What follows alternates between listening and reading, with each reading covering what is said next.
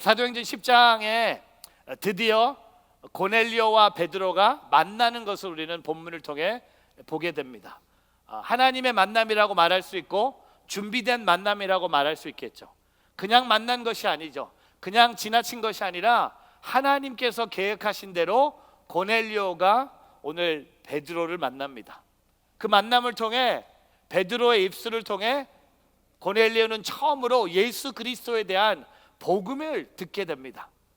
그래서 오늘 저는 오늘 설교의 제목을 복음, 가장 위대한 이야기라고 설교를 지어봤습니다. 왜냐하면 드디어 이방인들에게 복음이 전달되고 그들이 복음을 듣고 다음 주 말씀을 통해 그들이 복음에 반응하는 것을 우리는 보게 됩니다.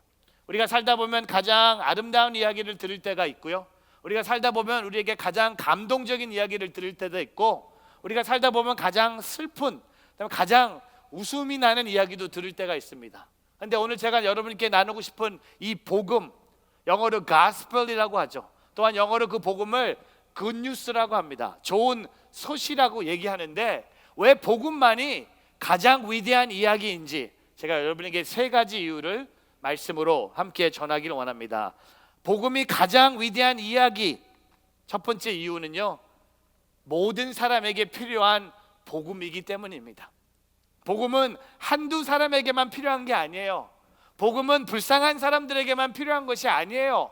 복음은 죄를 많이 짓고 있는 사람들에게, 감옥에 갇혀 있는 사람에게만 필요한 것이 아니라 복음은 모든 사람에게 필요한 것이라는 겁니다. 모든 사람이 복음이 필요하다고 얘기할 수 있다는 것은 그 복음만이 가장 위대한 이야기라고 말할 수 있겠죠. 저는 이 모든 사람에게 필요한 복음이라고 오늘 이 첫 번째 포인트를 잡은 이유는 이 고넬료를 보면서, 고넬료는 훌륭한 사람이었습니다. 고넬료는 칭찬받을 만한 사람이었습니다. 고넬료는 어떻게 보면 다 갖춘 사람이었어요. 근데 고넬료에게 한 가지 부족한 것이 있었는데 바로 그것이 복음이었습니다. 저는 오늘 이 말씀에 사도행전 10장 24절을 보면 고넬료의 모습들을 우리가 보게 됩니다. 한번 우리 24절 같이 한번 읽어보겠습니다. 시작. 이튿날 그는 가이사랴에 도착했습니다. 고넬료는 친척들과 가까운 친구들을 불러놓고 기다리고 있었습니다. 여러분, 오늘 고넬료가요, 베드로를 기다리고 있습니다. 베드로를 기다리고 있는데 혼자 기다리지 않는 고넬료를 보게 됩니다. 그는 친척들과 가까운 친구들을 불러놓고 같이 베드로를 기다리고 있었습니다. 베드로가 무서워서가 아니었습니다. 왜냐하면 베드로를 통해서 뭔가 좋은 이야기를 들을 것을 확신했기 때문에 오늘 고넬료는요, 좋은 것을 혼자만 독차지하지 않고 나눠줄 줄 아는 마음이 넓은 사람이었습니다. 저는 이 고넬료를 보면서 여러 사람들을 소용할 수 있는 리더임을 우리가 보게 됩니다. 여러분, 종종 약간 삐뚤어진 사람들 보잖아요. 좋은 거 혼자서 막 갖기를 원하고, 좋은 식당 있으면 안 가르쳐줘요. 왜? 많이 알려주면 자기가 가서 자리 없을까 봐. 그러니까 이 세상이 뭐 자기 것처럼. 근데 오늘 고넬료는요, 여러 사람들을 소용하는 리더였습니다. 베드로를 기다리고 있었고, 그 베드로가 오기 전에 그의 친척들과 가족들이 함께 기다리고 있었습니다. 두 번째, 25절에 고넬료의 또 한 가지 모습, 베드로가 집으로 들어가자 고넬료가 맞이하며 베드로 발 앞에 엎드려 경애를 표했습니다. 여러분, 지금 누가 누구 발 앞에 엎드리고 있습니까? 고넬료입니다. 고넬료는요, 로마 군대의 백부장입니다. 리더입니다. 베드로보다 훨씬 스펙이 높은 사람입니다. 더 힘이 많은 사람입니다. 고넬료가 베드로를 한마디로 죽일 수 있는 사람이었습니다. 근데 누구 앞에 엎드려 경애를 표현합니까? 고넬료가. 어떤 그림을 보여주죠? 겸손한 사람을 보여줍니다. 여러 사람을 소용하고 있고 겸손한 사람들. 혹시 여기 아직 결혼 안 하신 우리 자매님도 계시면 이런 남편들 찾아보세요. 여러 사람을 소용할 수 있는 리더. 그 다음에 겸손한 사람. 어떤 자매는 목사님 그런 거 필요 없습니다. 그냥 남자면 됩니다. 너무 오랫동안 기다려서 그냥 나타나면 그냥 가겠습니다 하는 분도 계신데, 여러분 얼마나 많은 것을 갖고 있습니까? 그래서 26절에 베드로가 뭐라고 합니까? 그를 일으키며 세우며 일어나십시오, 나도 같은 사람일 뿐입니다 라고 말합니다. 여러분, 이 두 사람의 만남이 얼마나 아름답습니까? 얼마나 감동이 있습니까? 한 남자와 여자의 만남이 아니에요. 고넬료와 베드로가 만나서 서로 배려하고 겸손하는 모습을 베드로뿐만 아니라 고넬료에게 보여주고 있습니다. 근데 이게 여기서 끝나는 게 아니에요. 27절부터 33절을 보면요, 고넬료의 또 마지막 모습이 뭡니까? 그는 하나님 말씀에 귀를 기울이고 있는 사람이었습니다. 보세요, 27절, 베드로는 고넬료와 이야기를 나누면서 안으로 들어갔습니다. 들어가 보니 많은 사람들이 모여 있었습니다. 그들에게 베드로가 말했습니다. 여러분도 잘 알다시피 이렇게 이방 사람과 교제하거나 방문하는 것은 우리 유대 사람으로서는 율법에 어긋나는 행동입니다. 그러나 하나님께서는 어떤 사람도 불결하거나 더럽다고 해서는 안 된다고 해서 내게 보여주셨습니다. 그러기에 여러분이 나를 불렀을 때 사양하지 않고 왔습니다. 그런데 무슨 일로 나를 부르셨습니까? 베드로는 아직도 본인이 왜 여기 왔는지 몰라요. 하나님이 고넬료의 집에 가라고 하셨어요. 근데 하나님, 종종 우리 하나님 디테일을 안 가르쳐 주세요. 큰 그림은 그려주세요. 고넬료에게 베드로를 데리고 오라고 했고, 베드로에게 고넬료의 집으로 가라고 하셨는데, 베드로는 왜 자기가 고넬료의 집에 왔는지 모르는 거예요. 그래서 물어보는 거예요. 그런데 Why? May I ask? Why you sent for me?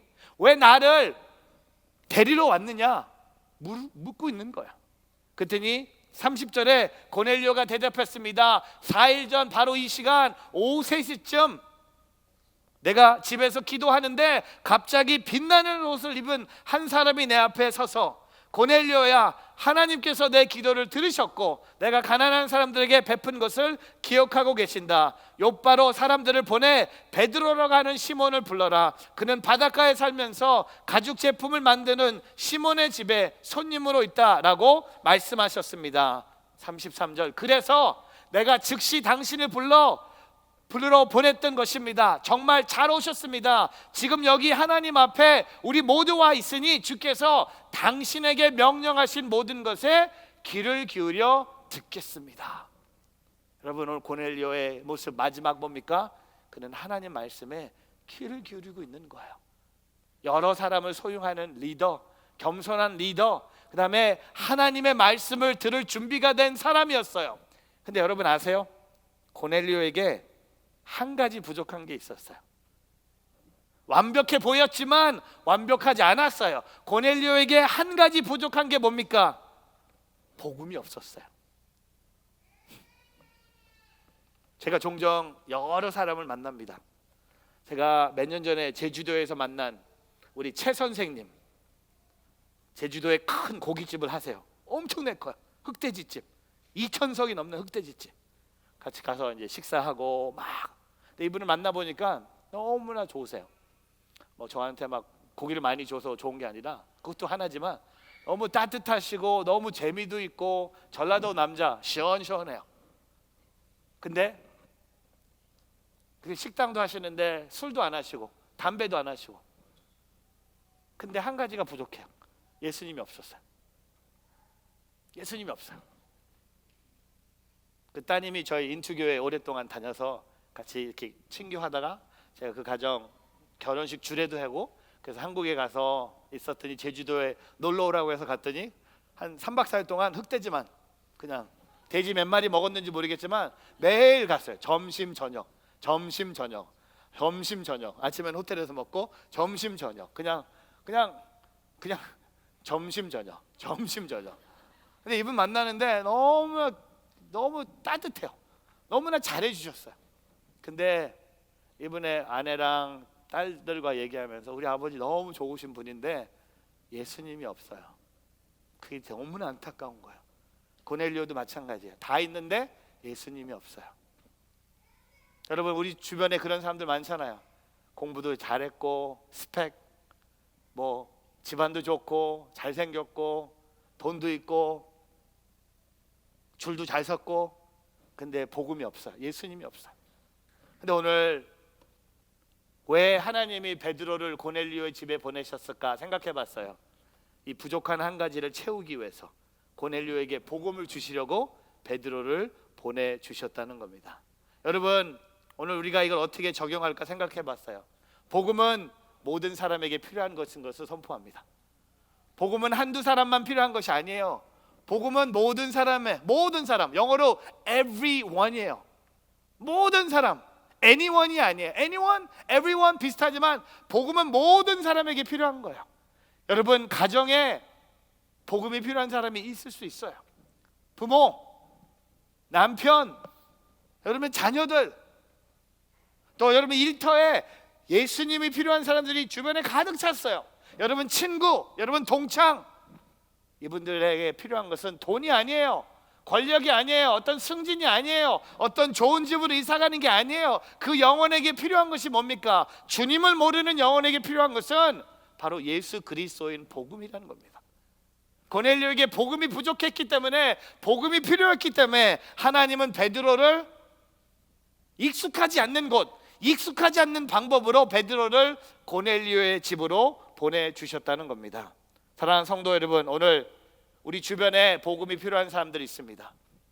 그분들을 여러분 마음에 품고 그분들과 만나서 교제하고, 여러분이 갖고 있는 예수 그리스도의 그 모습, 여러분이 그리스도의 향기로 그분들에게 다가가는 저와 여러분의 삶이 되기를 주님의 이름으로 축복합니다. 지금 이 시간 복음이 필요한 그 한 사람만 생각해 보세요. 여러분의 엄마, 여러분의 아빠, 여러분의 남편, 여러분의 형제 자매, 여러분의 자녀들, 그분들에게 필요한 것은요, 예수 그리스도 복음이라는 겁니다. 오늘 고넬료가 그 복음이 필요한 것처럼 그 삶을 살아가는 저와 여러분 되기를 축복합니다. 두 번째, 왜 복음이 가장 위대한 이야기입니까? 복음은 모든 사람에게 차별 없는 복음이기 때문입니다. 복음은 모든 사람이 필요해요. 근데 그 복음은요, 모든 사람들이 받을 수 있는 복음이라는 겁니다. 예수 그리스도를 믿으면 하나님의 아들이 나를 위해서 십자가에서 죽으시고 부활하셨다는 것을 믿으면 과거에 어떤 삶을 살았던, 어떤 어려움을 겪었던, 어떤 문제가 있던 그 영혼은 차별받지 않고 구원을 얻는다고 성경은 말하고 있습니다. 오늘 볼까요? 이 모든 사람에게 차별 없는 복음은 베드로의 역할입니다. 베드로가 오늘 이방인들에게 다가온 것은요, 그가 하나님의 주신 환상을 통해 하나님은 차별하지 않는 분이에요. 하나님은 겉모양으로 사람을 판단하지 않는 것을 확신했기 때문에 오늘 베드로는 고넬료의 집에 왔다는 겁니다. 오늘 말씀 34절과 35절이에요. 그러자 베드로가 말하기 시작했습니다. 이제야 내가 깨달았습니다. 참으로 하나님께서는 사람을 겉모양으로 차별하지 않으시고. 저는 이 34절에 은혜가 돼요. 여러분에게도 은혜가 되길 바랍니다. 이렇게 생각하면 돼요. 하나님은요, 사람들을 겉모양으로 차별했으면 저와 여러분 다 아웃이에요. 왜 나만 봐요? 왜 나만 봅니까? 여러분들 다 아웃이에요. 아닙니까? 하나님이 우리를 겉모양으로 차별하기 시작하셨으면, 죄송합니다, 이쪽에 계신 분들 X, 여기 same, 여기 저 뒤에는 뭐 말할 것도 없죠. 다 X야. 근데 여러분 아세요? 하나님이 겉모양으로 사람을 차별하지 않았다는 것을 누가 제일 잘합니까? 내가 제일 잘하는 거야. 여러분이 제일 잘하는 거야. 우리 옆에 있는 사람 한번 볼까요? 겉모양으로 한번 보세요. 옆에 있는 사람 눈으로만 보세요. 그쵸? 별로예요. 그쵸? 우리 교회 별로야. 우리 교회 뭐 미스 코리아 나와요? 제가 인투하면서 자랑스럽게 얘기한 게 뭔지 아세요? 제가 인투 섬길 때 인투 교회에서 미스 코리아가 2명이 나왔어요. 2명. 뉴저지 온누리교회 몇 명 나왔어요? 미스 코리아 한 명도 안 나왔어요. 그리고 한 명도 안 나올 거예요. 확신해. 나올 수가 없어. 제가 이 얘기를 인도네시아의 어떤 한인교회 가서 막 미스 코리아가 2명 인터뷰에서 나왔다니까 권사님 한 분 예배 끝났더니 그 미스 코리아 자매 연락처 좀 달라고. 왜 그랬더니 우리 아들이랑 좀 이렇게 좀 하고 싶다고. 그래서 아들 사진 좀 보여달라고 했더니 아들 사진 보고 내가 그냥 가세요. 그냥 오늘은 안 들은 걸로 하겠습니다. 여러분, 우리가요 사람을 겉모양으로 차별하기 시작하면 복음을 받을 만한 사람은 아무도 없다는 겁니다. 여러분, 이뻐야 얼마나 이뻐요? 여러분, 돈 가졌어요? 얼마나 가졌어요? 여러분, 배워야 얼마나 배웠겠어요? 여러분, 힘이 얼마나 좋아요? 뭐 벤치프레스, 뭐 골프 그거 얼마나 가겠어요? 다 겉모양이에요. 근데 복음은 그게 아니에요. 복음은 내가 어떤 히스토리가 있든, 내가 어떤 죄가 있든, 어떤 허물이 있든 그 순간 내가 하나님의 아들 예수 그리스도를 믿는 순간 나는 하나님의 자녀가 되는 거야. 이거보다 가장 위대한 이야기가 어디 있습니까? 이거보다 더 아름다운 이야기가 더 어디 있습니까? 제가 옛날에 저희 집 막 돌아다니다가 저희 아버님 그 동창 수첩을 봤어요. 봤는데 와, 우리 아버지가 서울고등학교 나온 거야. 한 번도 말씀 안 하셨거든요. 서울고 나온 거야. 딱 보는데 우리 아버지가 서울고 학생회장까지 한 거야. 와, 그래서 엄마한테 가서 엄마 알아? 엄마는 알아야죠. Did you know?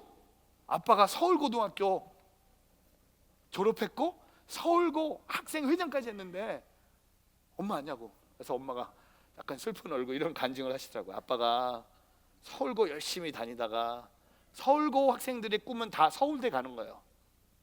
근데 아빠가 약간 실수를 했는지 서울대를 못 가고 연대가 된 거예요. 죄송합니다. 연대 나오신 분들, 차별하는 얘기가 아니라 저희 아버님이 연대를 들어가는 바람에 이게 충격이 심했어요. 서울대를 가야 되는데 서울대 못 가고 연대 간 게 우리 아버님의 인생에 완전 이게 꼬여갖고 학교를 안 가시고 세상에 들어가셔서 일하기 시작하셔서 우리 아버님이 만난 분이 바로 우리 엄마. 이렇게 된 거예요. 엄마의 스토리는 그거예요. 아빠가 서울대 갔으면 나 못 만났다. 아빠가 서울대학교를 안 가서 난 거기서 예수님을 만난다고 얘기를 해야 되는데 그게 아니에요. 거기서 엄마를 만나서 그게 결론 뭐예요? 그래서 네가 여기 있는 거다. 이렇게 얘기하시는 거예요. 여러분, 우리가요 어느 지역에서 태어났고 어느 대학 나왔고 키가 어느 정도 되고 뭐 라이프스타일이 인컴이 어느 정도고 뭐 어느 동네 살고, 여러분 이거 다 따지기 시작하면 세상의 잣대를요 교회에 와서까지 쓰면 차별할 수밖에 없다는 겁니다.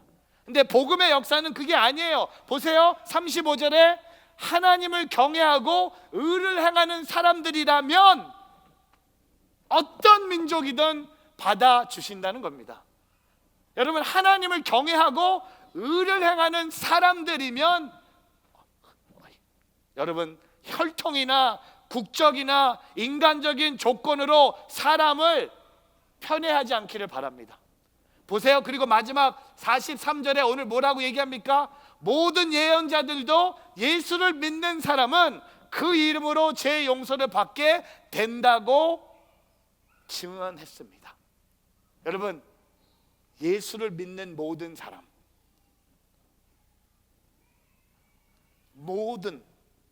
믿는 모든 사람, everyone who believes in Jesus will receive forgiveness of sin through His name. 여러분, 복음이요 모두에게 차별하지 않는 복음이기 때문에 오늘 저와 여러분이 경험하고 있는 거예요.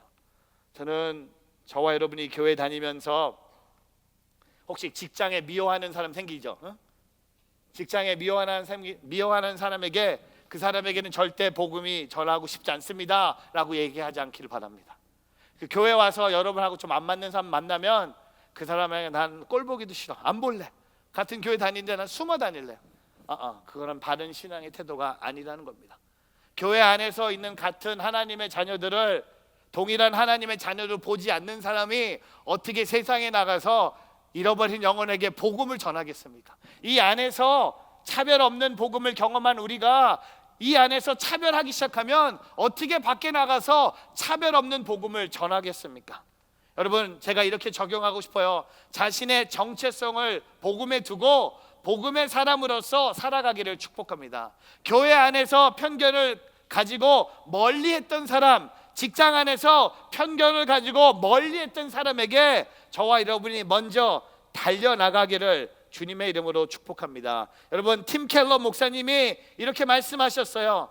예수님은 이렇게 말씀하신다. 성과에서 존재의 의미를 찾으려는 것을 그만두라는 겁니다. 내가 전에 새로운 방식을 알려주마. 낮은 정체성을 내던져라. 그리고 나와 복음에서 삶의 의미를 찾으라는 겁니다. 복음에서 나의 삶의 의지를 찾으라는 거예요. 복음을 통해 나의 삶의 의미를 찾으라는 거예요. 복음을 통해 그 복음이 필요한 사람들이 누군지 바라보라는 겁니다. 여러분, 오늘 베드로가 고넬료의 집에 와서 저는 여기 못 들어갑니다. 저는 당신의 집에 못 들어갑니다. 내가 35마일 왔는데 나는 다시 갈래요. 나는 이 집에 못 들어갑니다. 나는 유대 사람으로서 이방인들과 교제하고 이방인 집에 들어가는 것은 유대 율법에 어긋나는 행동입니다. 당신들도 알고 있는데 왜 나를 데리고 왔습니까? 나는 안 갑니다. 여러분, 만약에 베드로가 그렇게 했다면 오늘 고넬료에겐 복음은 임하지 않았을 거예요. 복음이 임하기 위해서 여러분이 쌓여놓은 이 차별하는 이 벽들, 오늘 예수 그리스도의 이름으로 무너지기를 주님의 이름으로 축복합니다. 여러분, 모든 사람이 복음이 필요한 것처럼 모든 사람에게 똑같이 복음이 적용돼야 된다는 겁니다. 여러분에게는 동그랗게 적용이 됐다면 모든 사람에게도 동그랗게 적용이 돼야 돼요. 우린 나한테는 동그랗게 적용하고 다른 사람에게는 네모나게 적용하는 적이 있다는 겁니다. 그건 차별하는 거예요. 복음의 능력을 깔보는 거예요. 그래서 얘기하지 않습니까? 로마서 1장 16절에 사도 바울이 뭐라고 얘기합니까? 나는 복음을 부끄러워하지 않습니다. I am not ashamed of the gospel.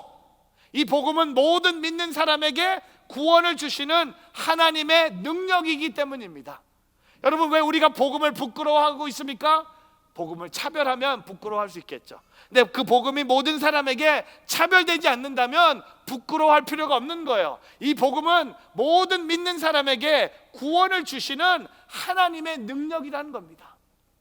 여러분, 오늘 저와 여러분이 복음을 뛰어넘는 삶, 편견을 뛰어넘는 삶을 살아가기를 주의 이름으로 축복합니다. C.S. 루이스가 이렇게 고백합니다. 하나님이 주신 사랑의 선물, 곧 복음에는 사랑스럽지 않는 것을 사랑하게 하는 힘이 있다는 거예요. 이게 복음의 능력이에요. 여러분, 복음은요, 복음 없이 내가 사랑할 수 없는 사람이지만 복음의 능력이 내게 임함으로 내가 그 사람을 사랑하게 하는 힘을 주님이 내게 주시는 게 바로 복음이라는 겁니다. 여러분, 만약에 우리가 선교를 하는데 그냥 우리랑 비슷하고 우리의 언어를 말하고 있고 우리하고 문화가 똑같고 우리랑 이렇게 좀 잘 맞는 사람들에게 복음만 전했다면 갈 수 있는 데가 많이 없어요. 그러나 그 복음이 차별 없는 복음이라면 갈 수 있는 데가 엄청나게 많다는 겁니다. 가장 위대한 이야기를 바라보며 달려나가기를 축복합니다. 세 번째, 왜 복음이 가장 위대한 이야기입니까? 모든 사람에게 전해야 될 복음이기 때문에. 여러분, 모든 사람이 필요해요. 또한 모든 사람에게 차별 없는 복음이지만 오늘 이 베드로가 마지막으로 우리에게 뭘 보여줍니까? 베드로가 처음으로 복음을 전합니다. 고넬료에게. 여러분, 복음이 뭔가? 복음이 무엇입니까? 라고 질문하는 분, 제가 오늘 쉽게 답을 드립니다. 복음은 예수 그리스도예요. 십자가예요. 복음은 예수 그리스도를 말하는 거예요.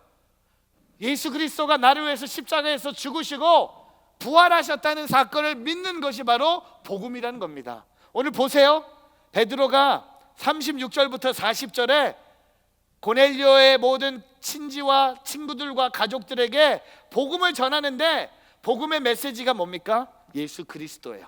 제가 36절부터 40절을 제가 강조하는 포인트가 있는데 뭘 강조하는지 잘 들어보세요. 36절, 하나님께서 모든 것의 주인이신 예수 그리스도를 통해 평화의 복음을 이스라엘 백성들에게 전해주신 것을 여러분도 잘 알 것입니다.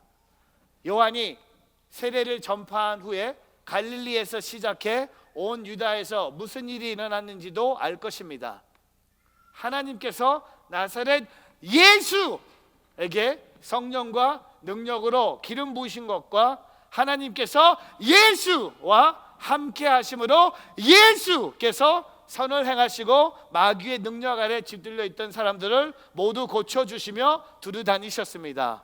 우리는 예수께서 유대 사람들의 땅과 예루살렘에서 하신 모든 일의 증인들입니다. 그들은 예수를 나무에 달아 죽였지만 하나님께서는 3일째 되는 날 예수를 살리셔서 사람들에게 나타내게 하셨습니다.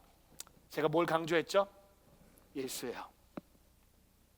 여러분, 이 베드로의 순수한 복음, 그는요 복음을 복잡하게 만들지 않았어요. 복음은 되게 순수해요. 복음은 되게 단순해요. 복음은 예수예요. 복음은 온누리가 아니에요. 복음은 마크체가 아니에요. 복음은 여러분이 아니에요. 복음은 예수 그리스도예요. 그가 입술을 열고 그가 선포한 게 뭡니까? 예수, 예수, 예수, 예수. 제가 다음 주에 한번 하고 싶어요. 뒤에 그 예배 준비팀한테 부탁하고 싶어요. 설교 시간에 내가 예수할 때마다 클릭을 해줬으면 좋겠어요. 내가 진짜 설교 시간에 예수님을 몇 번 얘기하고 있는지. 진짜 무조건 목표를 삼아 보려고요. 설교 30분 할 때 예수님 적어도 30번 이상 설교하기. 그냥 클릭커가 내가 갖고 있었으면 좋겠어. 여러분, 설교할 때 예수님 얘기 많이 하면 좋지 않아요? 싫어요? 어떤 분은 설교 30분 들었는데 예수님 한마디 없어. 예수님만 빼놓고 다 해. 우리의 신앙도 일주일 동안 열심히 살면서 예수님 빼놓고 살아. 여러분, 복음은요 복잡한 게 아니에요. 베드로는 순수하게 논리적으로 사람들을 설득하지 않았습니다. 베드로는 화려한 미사 요구를 사용하면서 사람들의 마음을 움직이지도 않았습니다. 베드로는 헬라 문화에 익숙한 고넬료의 그의 일행들을 배려해서 설명도 하지 않았습니다. 헬라어, 그리어, 그리스 다 쓰지 않았습니다. 베드로는 오직 순수한 복음, 예수님의 이야기만 전했어요. 왜 그랬을까요? 복음 그 자체가 능력이기 때문에. 예수님이 능력이기 때문에 능력이신 예수님만 전하면 되는 거예요. 다른 거 안 해도 되는 거예요. 저는 이제부터 설교에 대한 프레셔 안 받기로 했어요. 원래 안 받는데 저는 안 받아요. 말씀 전하는 거 너무 좋아하고 많이 할수록 힘이 생기는 것 같아요. 오늘 4부 해도 5부요. 하루 종일 설교해도 멀쩡해요. 근데 더 확신이 생겼어요. 내가 설교 준비가 부족할 때는 답을 찾았어요. 예수, 예수, 예수, 예수, 주여, 주여. 제가 만약에 30분 동안 예수, 예수, 예수 했는데 예수님을 한 번도 생각하지 않는다? 그 문제는 여러분에게 있는 거예요. 저는 설교자로서 제가 쓸 때마다 예수님을 더 많이 얘기하기를, 그런 삶을 살기를 여러분이 기도해 주시기를 부탁드립니다. 오늘 아침에 티국에서 카톡이 왔어요. 한다완 선교사님한테 카톡이 왔어요. 안녕하세요. 크크. 티국에서 지난 5개월 동안 제가 만났던 형제가 예수님을 영접했습니다. 지난주 제가 뉴저지 온누리교회 수요예배 때 말씀드렸던 그 친구가 예수님을 드디어 영접했습니다. 놀라우신 하나님을 찬양합니다. 지난 수년 동안 친구의 삶 가운데 부르시고 역사하신 하나님의 손길을 보고 그것을 내가 볼 수 있도록 해주심에 감사합니다. 특별히 뉴저지 온누리교회 성도들이 기도에 감사드리고 계속해서 이 친구가 예수님의 제자로 세워지기를 위해 기도 부탁드립니다. 여러분, 이 형제가 예수님 영접했다는 딱 그 읽었을 때 눈물이 났어요. 오늘 1부하고 2부 예배 사이에 온 그 카톡이었어요. 1부 예배 분들한테는 전하지도 않았어. 여러분, 3부 예배 온 게 얼마나 큰 축복이에요. 제가 이 2부 예배 때도 얘기하면서 울었는데 3부 예배 때도 얘기하면서 울더라고요. 왜? 누가 예수님을 영접했다는 소식에 눈물이 날 수밖에 없는 거예요. 잃어버린 영혼이 하나님께 돌아왔다는 소식을 듣고 웃을 수가 없는 거예요. 가만히 있을 수가 없는 거예요. 눈물밖에 날 수밖에 없는 거예요. 5개월 동안 열심히 전도했던, 여러분 태국의 기독교인이 5천 명도 안 돼요. 5천 명도 안 되는 그 나라에 우리 교회 한 선교사가 지난 5개월 동안 열심히 전도했는데 그 한 영혼이 예수님을 영접했다는 겁니다. 5,001명이 됐다는 거예요.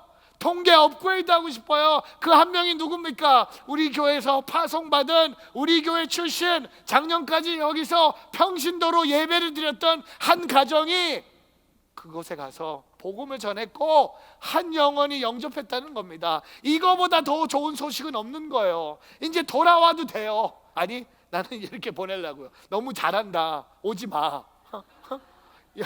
한 10명 구원할 때까지 오지 말라고. 열심히 할 것 같아. 여러분, 이게 복음이에요. 전해야 돼요. 누군가 전했기 때문에 여러분이 들었다면 여러분이 지금 나가서 전해야 될 역할을 해야 된다는 거예요. 나만 여기 편안하게 교회에서 예배 드리는 것이 아니라 커뮤니티 교회든 뉴저지 온누리 교회든 인투든 어떤 교회든 잃어버린 영혼들이 하나님의 아들 예수님을 영접하는 일에 쓰임받는 입술과 삶과 손과 발이 되기를 주님의 이름으로 축복합니다. 말씀을 정리하면서 제가 영어 한 단어 가르쳐 드릴게요. 어려운 영어 단어인데 아시는지 모르겠어요. understand.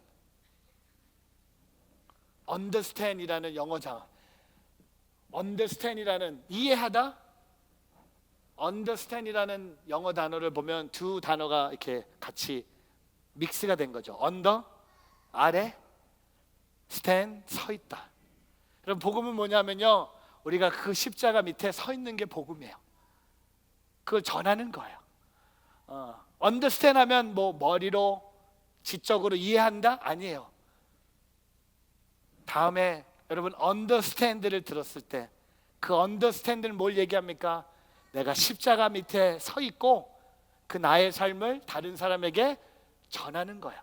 차별하지 않고 복음이 필요한 사람에게 매일매일 순간순간마다 그 십자가의 사건을 전하는 오늘 저와 여러분의 삶이 되기를 주님의 이름으로 축복합니다. 아멘. 여러분, 우리 할 일 많아요. 특별히 우리가 왜 미국 땅에 이렇게 살고 있습니까? 이민자로 복음 전하기 위해서, 미국을 축복하기 위해서, 선교사로. 여러분, 이번 주 그 잃어버린 영혼들 만나시고 그 잃어버린 영혼에게 다가가서 복음을 전하는 저와 여러분의 삶이 되기를 주의 이름으로 축복합니다.